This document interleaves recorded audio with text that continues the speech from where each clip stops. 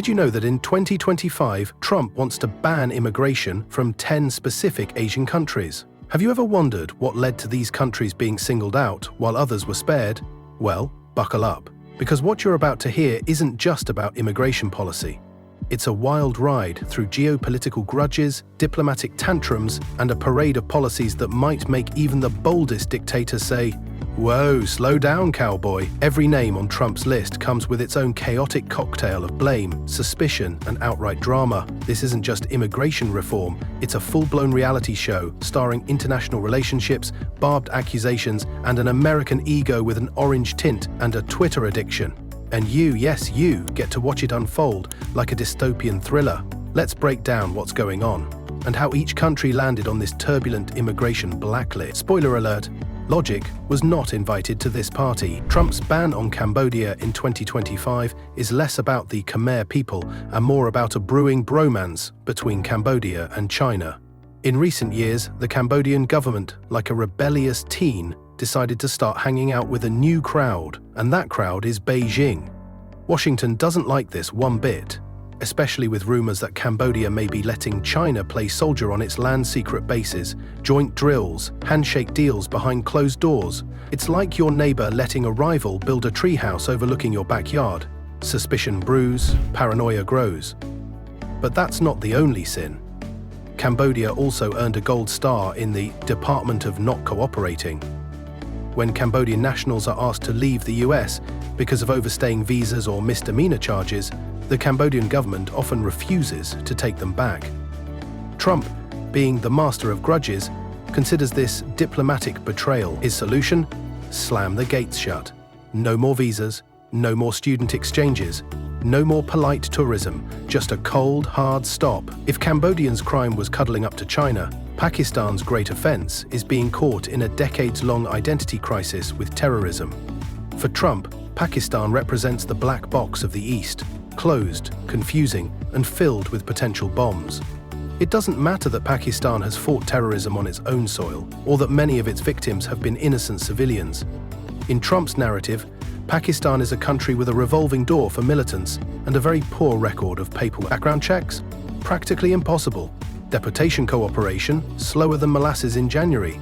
Trump says, nope, we're done. So whether it's a student hoping to pursue their PhD or a family just trying to reunite, Trump's message is simple. If your home country makes my job harder, you're out. Critics shout discrimination. Pakistani Americans worry about rising hate, but Trump sees it as a necessary firewall, one built not from facts, but from political capital. Iran, though, is not a new villain in this saga. Trump has always seen Iran as the bad guy from the Bond films, slick, strategic, and always one centrifuge away from disaster.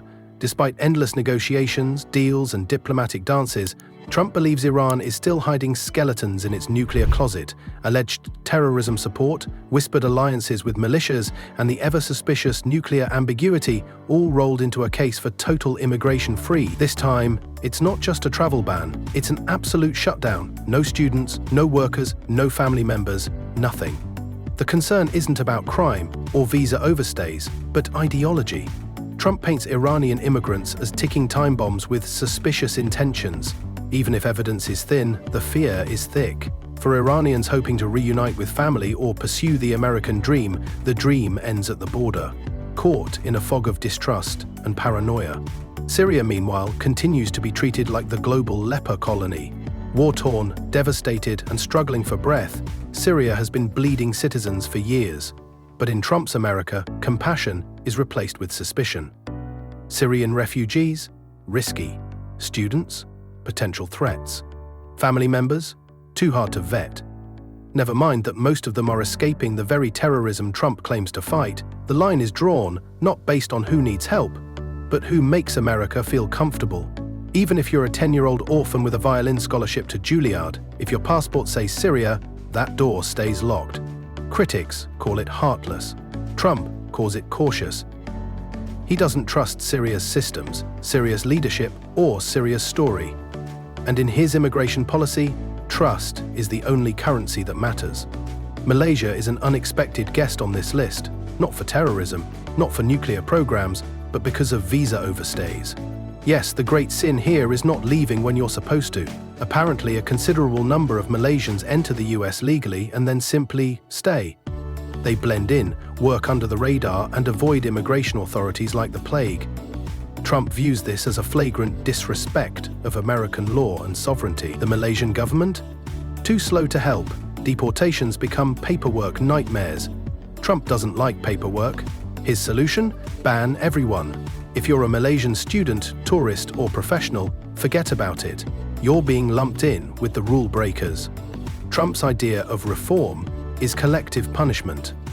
If the system fails, just delete the entire file. Afghanistan is back on the chopping block, and not even the sob stories of abandoned interpreters or at-risk women can move Trump's heart. Since the Taliban resumed power, Afghanistan has become a political landmine. Human rights violations? Check. Terror threats? Check. Women banned from education? Triple check. Trump frames the entire country as a risk zone. Every Afghan immigrant is cast as a potential liability. The irony, of course, is that thousands of Afghans risked their lives to help the US military. But now, with the drawbridge pulled up, those same allies are left hanging, betrayed by the very country they supported. Trump shrugs. Safety first, he says. Compassion can wait. Bangladesh, peaceful, bustling, and full of hopeful dreamers, is next. Why? Trump says it's about overstays and poor deportation cooperation. But there's also a darker undercurrent. Officials whisper about radicalization and weak vetting systems. The result? A sweeping ban that affects everyone from undergrads to honeymooners. In cities like New York and Detroit, the Bangladeshi community watches in shock as doors slam shut, families split, dreams stalled. Trump, meanwhile, doubles down. No apology, no adjustment, just another country chalked up as too risky. Myanmar's crime is its political mess. After a military coup and ongoing violence against minorities, Myanmar looks unstable, and Trump hates unstable. He says you can't vet people from chaos. If the government can't get its act together, how can America trust it with its immigrants? It's a harsh logic, but it's how Trump rolls. Myanmar is shut out. Doesn't matter if you're a refugee fleeing death squads or a kid trying to visit Disneyland. Trump's policy doesn't differentiate between the guilty and the desperate. Everyone gets the same stamp, denied. Trump's 2025 immigration shakeup is not just a policy change, it's a cultural hurricane wrapped in a red tie, blowing through embassies, visa offices, and the last hopes of international students. But here's the twist. The world is watching, popcorn in hand. Because this isn't just about immigration, it's about spectacle. It's about taking a megaphone, turning the volume up to 12, and yelling, "America first." So loud the Statue of Liberty considers covering her ears. By now, even Canada is confused. "Wait," they say, sipping Tim Hortons coffee, "aren't you guys supposed to be the land of opportunity?" Well, in 2025, opportunity might come with a TSA agent asking you to turn around. The borders are tight, the rules are tighter, and the speeches are the tightest thing of all.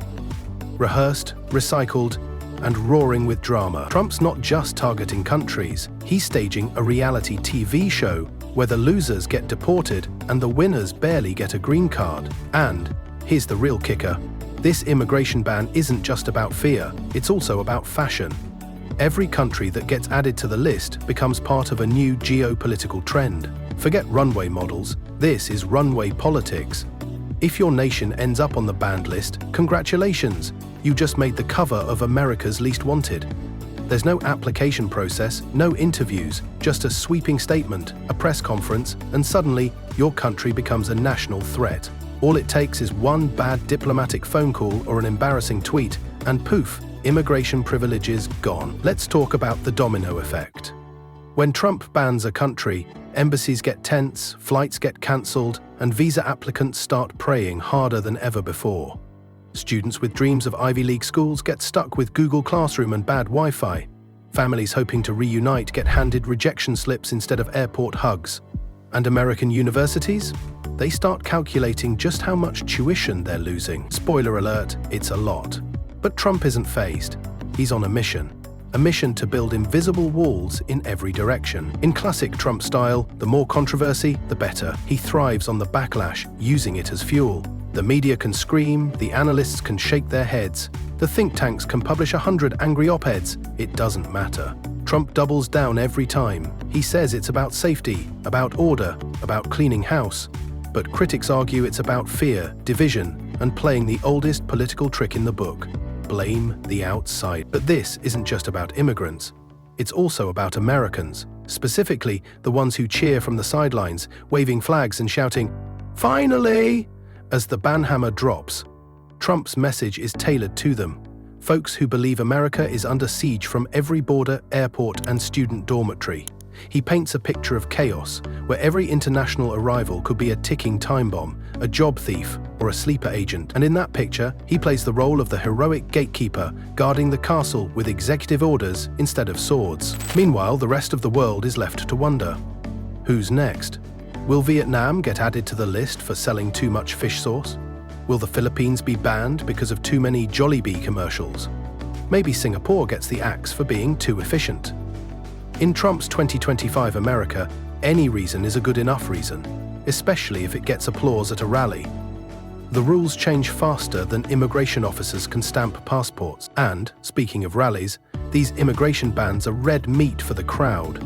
Trump doesn't whisper policy, he shouts it, like a preacher with a microphone and a flag behind him.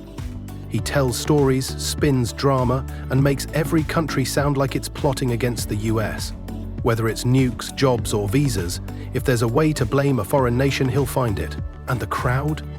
They love it. They cheer like it's WrestleMania, because for many of them, it is. But let's not ignore the human cost. Behind every visa denied, there's a person with a suitcase and a story, a student with dreams, a worker with a job offer, a parent hoping to reunite with their child. These bans don't just affect nations, they affect neighborhoods. They ripple through communities and classrooms. They change the lives of people who believed in the American dream. And in 2025, that dream comes with a warning label. Yet, in all the chaos, there's one thing that stays constant: Trump's confidence. He could ban half the globe and still sleep like a baby on silk sheets. In his mind, he's not shutting doors, he's protecting the kingdom. He sees every ban as a badge of honor. Tough on immigration becomes a campaign slogan, a moral compass, a defining legacy. And as long as the base stays fired up, he keeps swinging the axe. What about the diplomats? The State Department is doing cartwheels trying to explain these bans to allies. Imagine having to call the ambassador from India and say, "Sorry, but your entire nation is suspended." Or trying to justify to Malaysia why students who applied months ago are suddenly unwelcome. It's a diplomatic dance with two left feet. And the worst part? Nobody knows how long it will last. A month? A year? Forever? In Trump's world, permanence is temporary, and policy is written in Sharpie. By 2025, immigration isn't just a legal issue, it's an identity crisis. America, once the land of immigrants, is now turning into the bouncer at the club, checking names, denying entry, and deciding who's cool enough to get in. If your country makes the list, you're stuck in line. No entry, no exceptions, no refunds. For businesses, this is a nightmare. Tech companies rely on talent from Asia, medical institutions need foreign doctors, schools want international students. Cutting off immigration is like trying to run a car without fuel. But for Trump, that's someone else's problem. His brand isn't about smooth operations, it's about bold statements. And banning 10 Asian countries? That's a headline grabber if there ever was one. So, what's the takeaway? In 2025, immigration isn't just a policy, it's a political weapon, a blunt instrument that Trump uses to shape his vision of America. One ban at a time, 10 countries today.